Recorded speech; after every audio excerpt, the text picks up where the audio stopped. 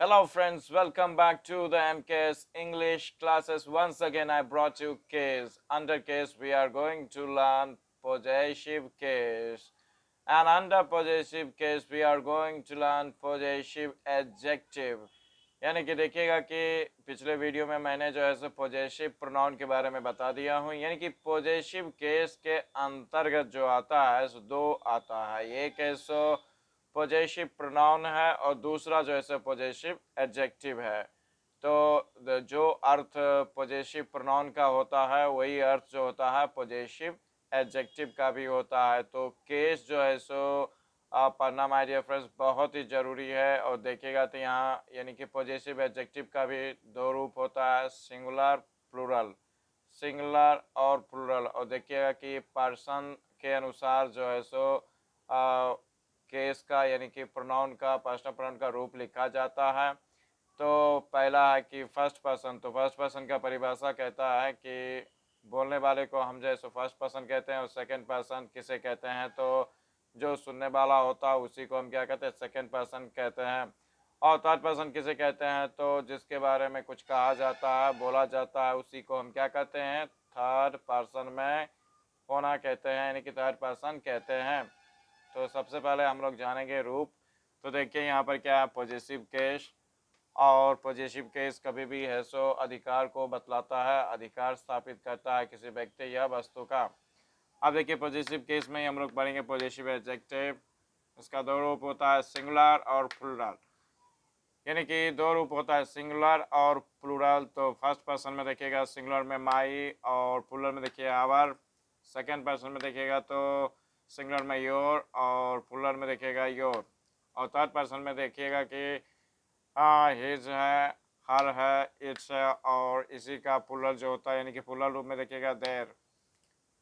तो करना क्या है माय डियर फ्रेंड्स कि अच्छी तरह से सबसे पहले इसको याद करें। जो अर्थ पॉजिटिव प्रोनाउन का होता है वही अर्थ जो होता है पॉजिटिव एडजेक्टिव का भी होता है। लेकिन है क्या कि स्ट्रक्चर यानी बनावट में अंतर, इनकी इंग्लिश के ग्रामर में जो प्रयोग होता है अलग अलग ढंग से होता है, यानी कि उसका बनावट अलग होता है। यानी कि पॉजिटिव एडजेक्टिव कभी भी नाउन के साथ ही प्रयोग होता है और पॉजिटिव प्रोनाउन जो है सो कभी भी नाउन के साथ प्रयोग नहीं होता। यही मेन डिफरेंस है।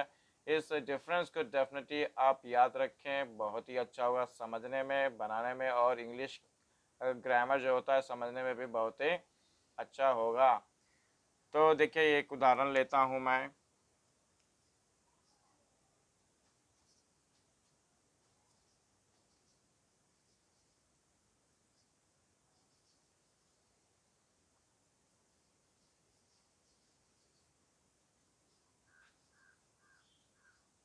यहाँ पर देखिए कि एक सेंटेंस लिया हूँ कि ही इज़ माई ब्रदर।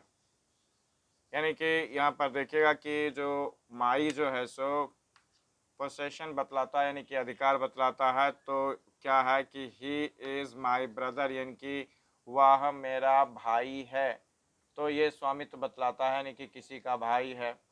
तो इस तरह से हम प्रयोग कर सकते हैं। और पॉजिटिव प्रोनाउन जो है सो कभी भी जो है सो नाउन के साथ नहीं रहता। यहाँ पर देखिए माई है जो पॉजिटिव एडजेक्टिव है और उसके बाद ही से ब्रदर है जो नाउन है, जिसे हम काउंटेबल नाउन भी कहते हैं। ब्रदर जो है सो काउंटेबल नाउन, या तो उसे हम जो है सो कॉमन नाउन भी कहते हैं।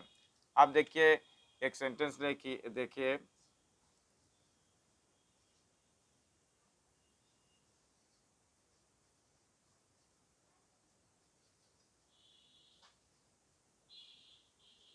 यहाँ पर देखिए दिस बुक इज माइन। इसका हिंदी देखिए कि यह किताब मेरा है। यहाँ पर देखिए मेरा का जो इंग्लिश है माइन है, और यहाँ देखिए माई जो है सो भी इसका भी अर्थ होता है माइन, यानी कि मेरा होता है, सॉरी।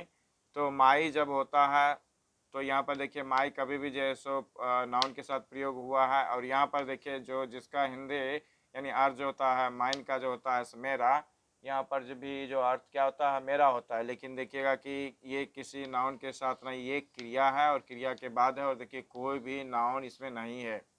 तो इस तरह से आप जो है सारा का सारा आप प्रयोग करें पॉजिटिव एडजेक्टिव को।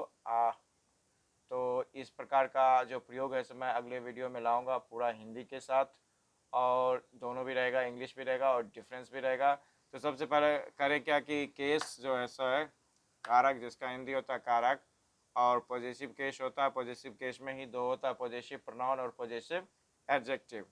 यहाँ पर देखिए पॉजिटिव एडजेक्टिव का दो रूप होता है, सिंगुलर प्लुरल। और फर्स्ट पर्सन में देखिए माई और प्लुरल इसका आवर होता है। सेकंड पर्सन में देखिए तो सिंगुलर में योर और प्लुरल में योर, और थर्ड पर्सन देखिए तो हिज हर इट्स देयर।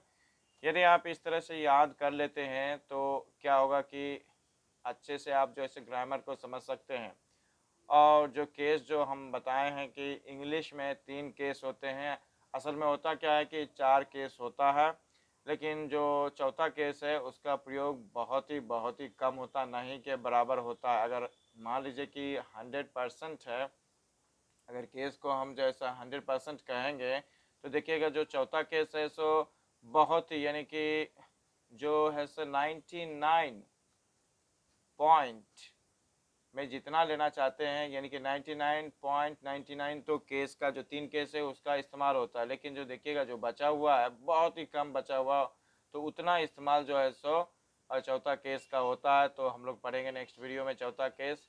सबसे पहले इसको याद करें, यानी कि देखिए कि जो नॉमिनेटिव केस है, ऑब्जेक्टिव केस है, जो पॉजिटिव केस है और जो पॉजिटिव केस है, तो ये जो 4 रूप मैंने आप लोगों को जो बताया है, तो कोई भी एक रूप लेकर के रिवर्स कर सकते हैं। यानी कि यदि आप मी से चारों रूप बनाना चाहते हैं तो बना सकते हैं। तो यानी कि मी अगर ले लेते हैं तो मी को पहले समझना है क्या है कि मी जो है सो ऑब्जेक्टिव केस में है, तो आपको करना क्या है कि इसमें फिर नॉमिनेटिव केस में जाना है। तो नॉमिनेटिव केस में जाइएगा तो मी का जो होता है आई, और फिर आप जो है सो पॉजिटिव प्रोनाउन में जाइएगा तो माइन होता है, और पॉजिटिव एडजेक्टिव में जाइएगा तो माई होता है। तो आप जो है कोई यानी जो भी केस है, यदि आप एक भी जान जाते हैं रूप केस का, यदि जानते हैं तो आप रिवर्स करके जानना बहुत ज़रूरी है। यानी कि कोई भी रूप जान जाते हैं तो चारों जो रूप है उसको आप जो है सो याद रखें। ये पता कर लें कि कौन पॉजिटिव केस है, यानी पॉजिटिव केस में ही पॉजिटिव प्रोनाउन है या पॉजिटिव एडजेक्टिव है। और ये भी ध्यान रखें कि नॉमिनेटिव केस में है या तो ऑब्जेक्टिव केस में। यदि आपको ये समझ आ जाता है तो समझ लीजिए जो है कि केस आपको मैंने याद हो गया। यदि आप ऐसा नहीं कर पाते तो डेफिनेटली ये समझ लें कि आपको केस याद नहीं हुआ है। तो केस याद होने से है सो ग्रामर का जो भाग जो है सो आप अच्छी तरह से पढ़ सकते। खास करके देखिएगा कि नरेशन जिसका जो है सो दो रूप होता है, नरेशन का दो रूप, जिसको हम स्पीच भी कहते हैं, और जैसे कि इनडायरेक्ट स्पीच और डायरेक्ट स्पीच। तो ये जो स्पीच जो होते हैं अच्छी तरह से आप बना सकते हैं, और अन्यथा आप जो है सो बना नहीं पाएंगे। तो जिस तरह से मैंने केस बताया किसी ग्रामर में नहीं है माय डियर फ्रेंड्स। तो इस तरह से यानी कि एक्सप्लेनेशन है, लेकिन जो है सो इस प्रकार जो लिखा हुआ एक जगह ऐसा लिखा नहीं हुआ। तो मैं जो है सो विद्यार्थियों के लिए जो आसानी से इंग्लिश सीख सके इसके लिए मैंने इस तरह से केस का निर्माण किया है। और आप इस तरह से जानें और याद रखें तो डेफिनेटली आप बहुत ही अच्छे हो जाएंगे।